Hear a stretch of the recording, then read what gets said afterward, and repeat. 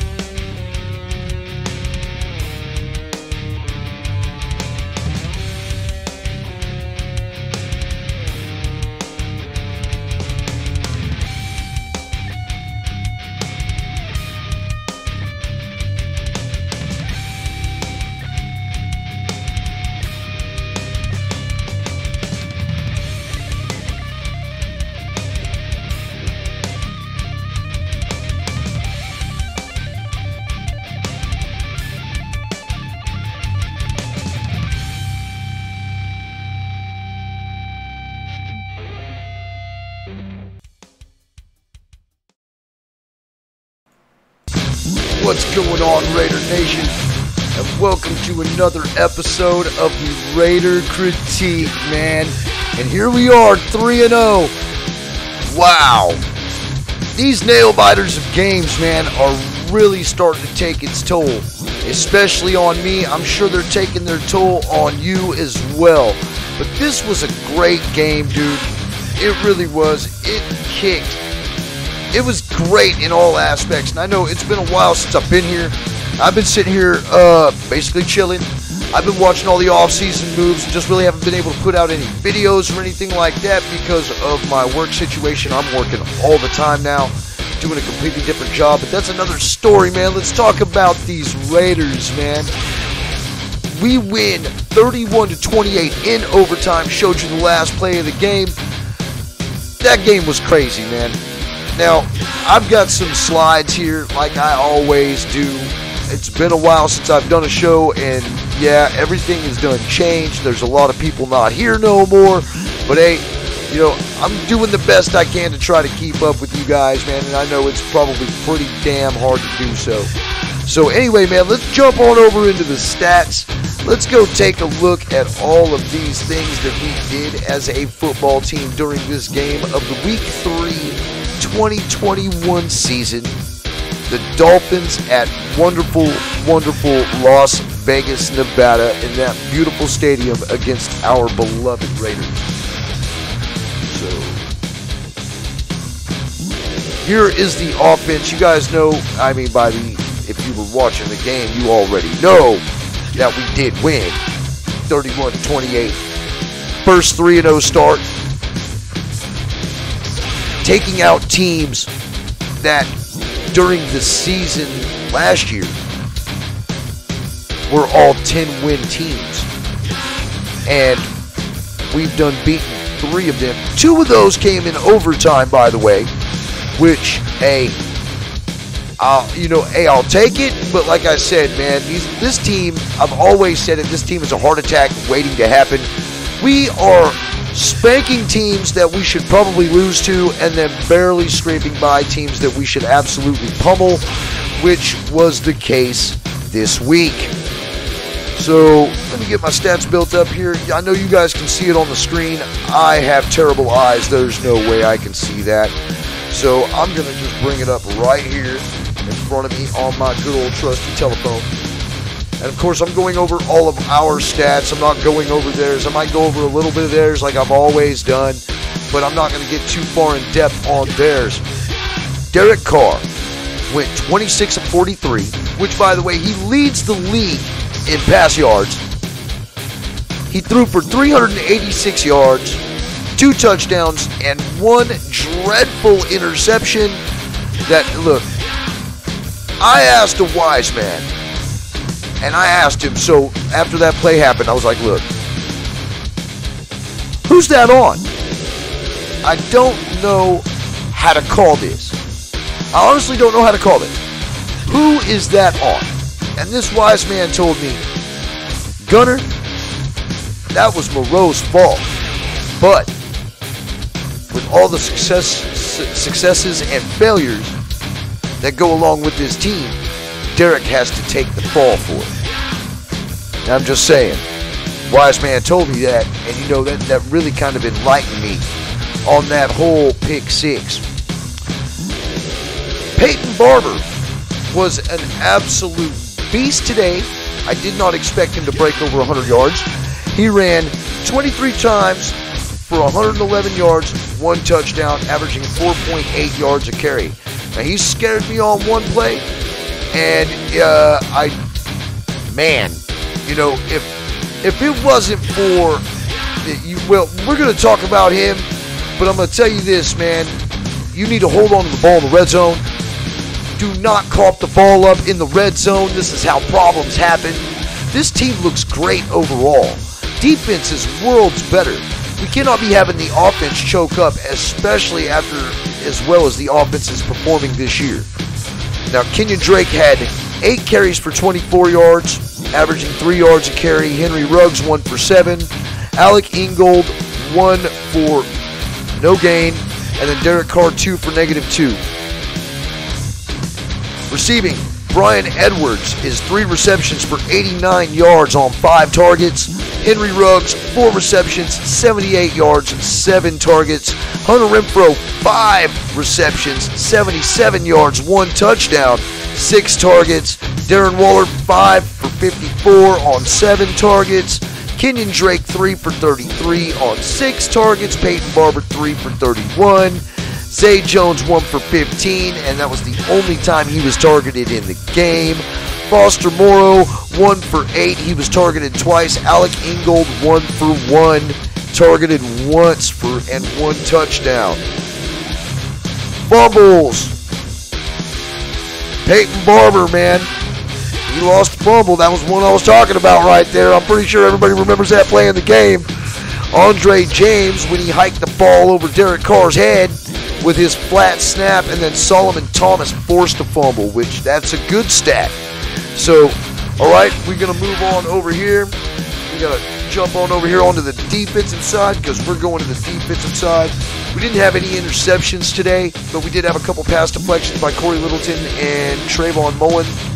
At least those two only had pass deflections. Our defense looks wonderful compared to anything that we've seen in the past. Gus Bradley, my hat's off to you, man. You're doing an extremely well job with this defense, and it shows right here in the stats.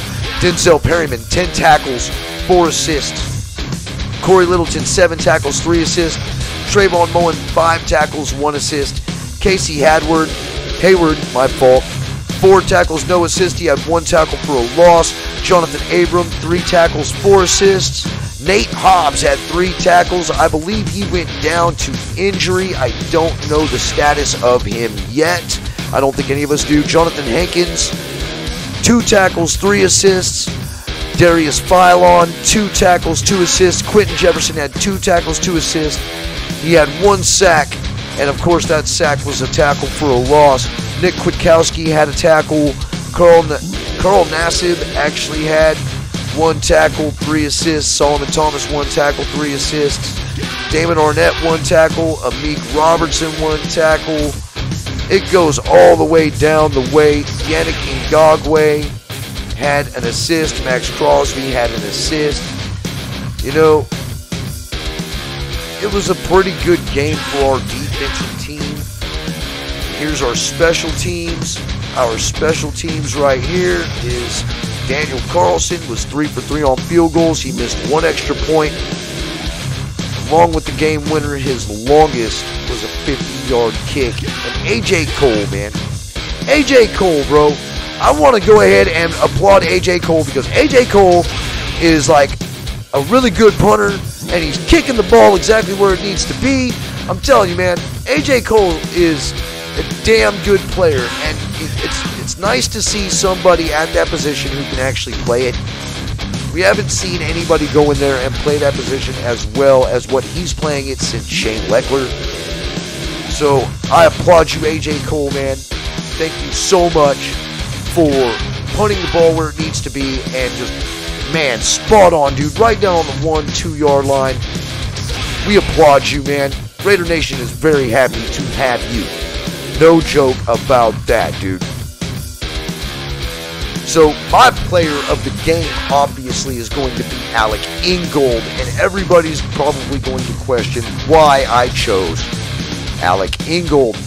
Alec Ingold, without him at the goal line when Barber coughed up the ball, he was on point, man.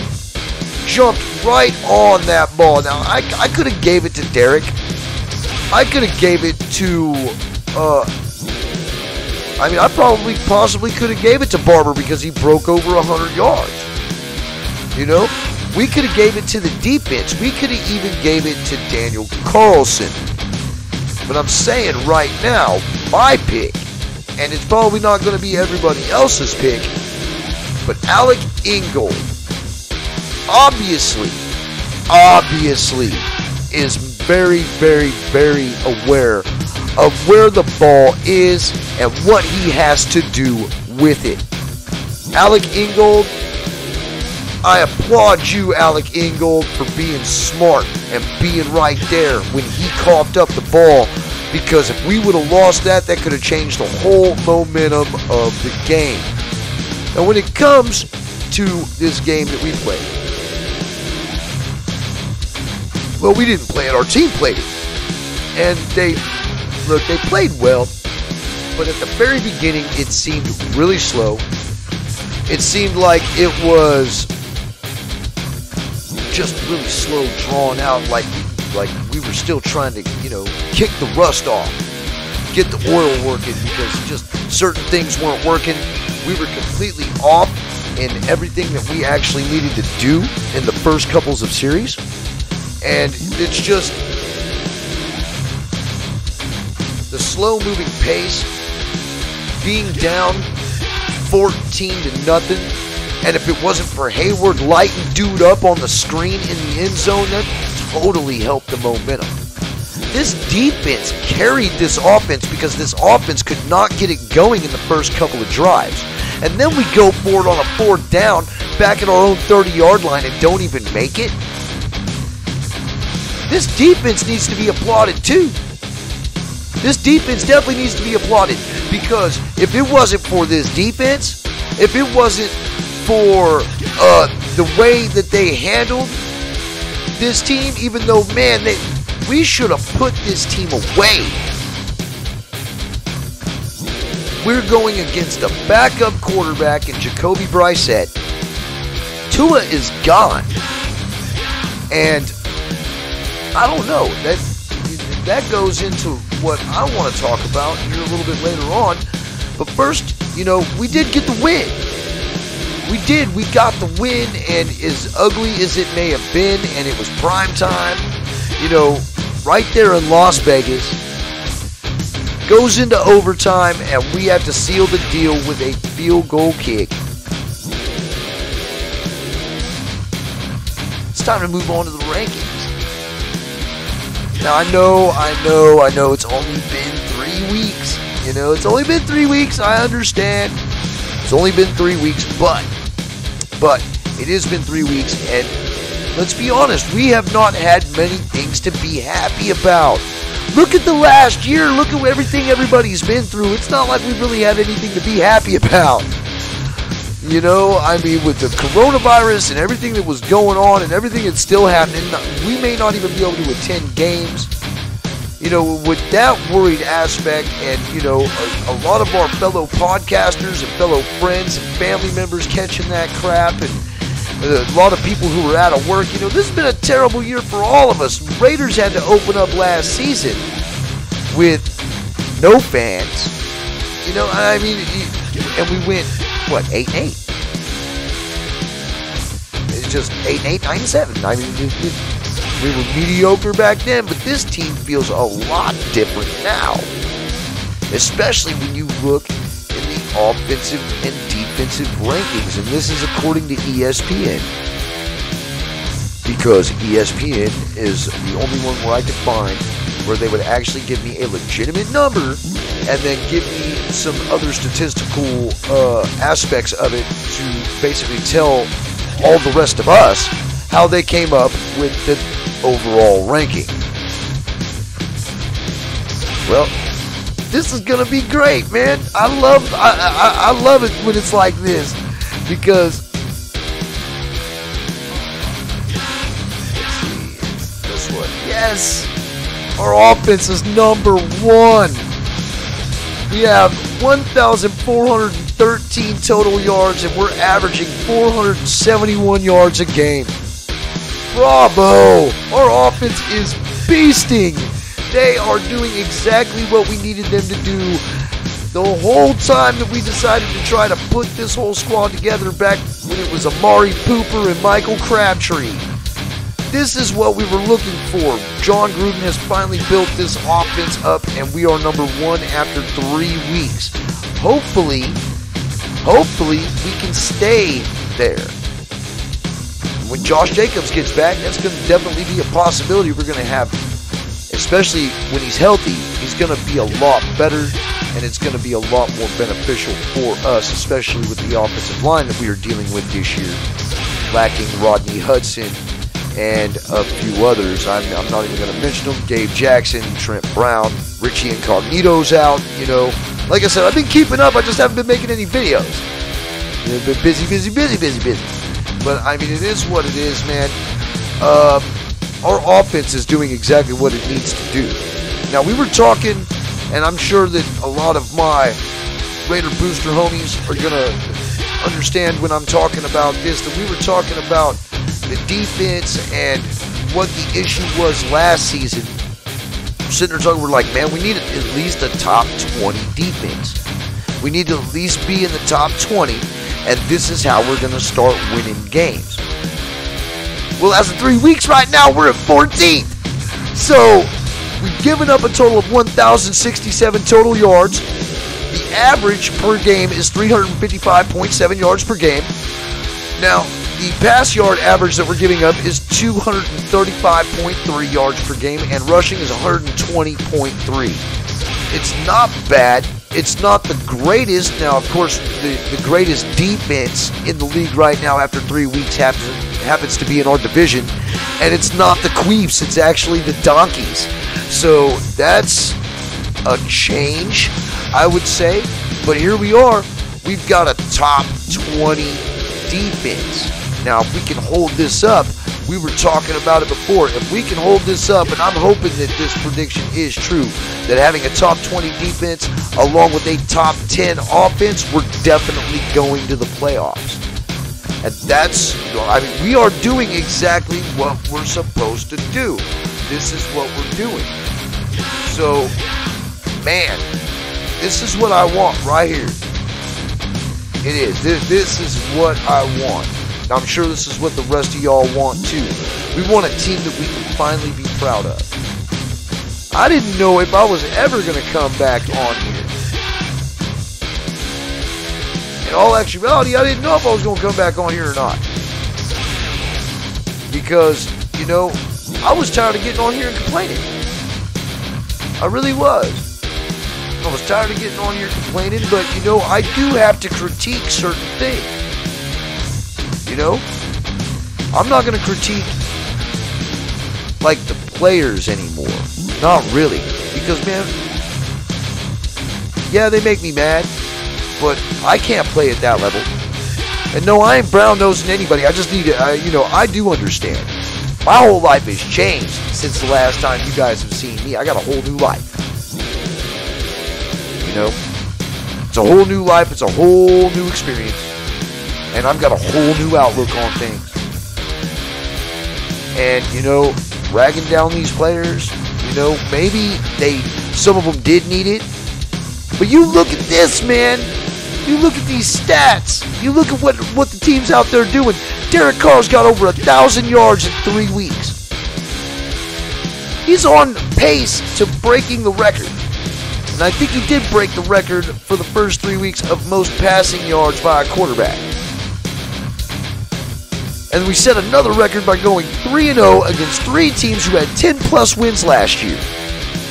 That everybody figured that we were going to lose every one of those games except for the Miami game, but we came out, we beat Baltimore, and we came out and we spanked, and I mean spanked, the Pittsburgh Steelers. Everybody thought we were going to have problems with them.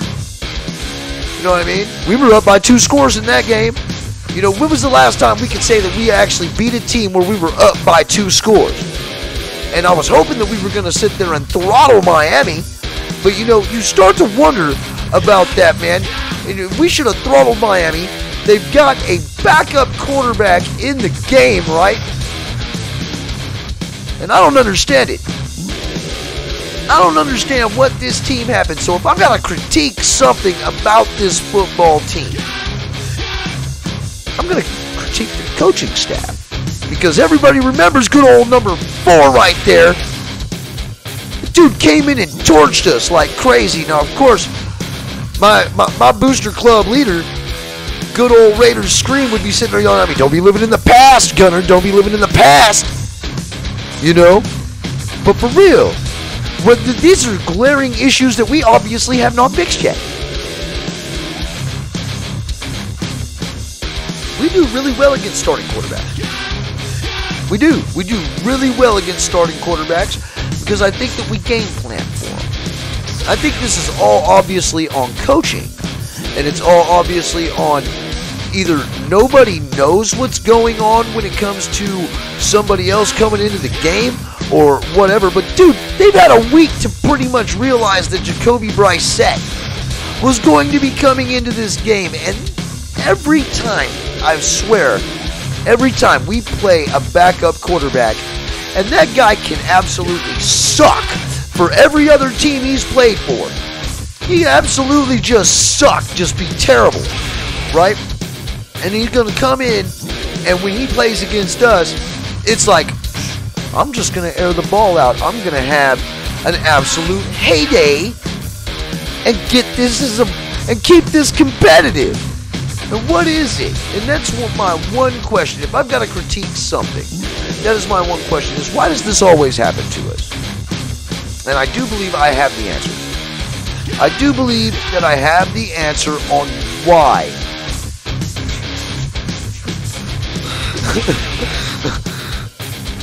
why this happened. It's because the fucking coaching staff decides that they're not going to game plan for a quarterback that they've known who's going to be coming in here and playing against us. Okay? Tua and Jacoby Brissett are 2 totally different monsters, but they both are mobile quarterbacks. They both can run, so I don't understand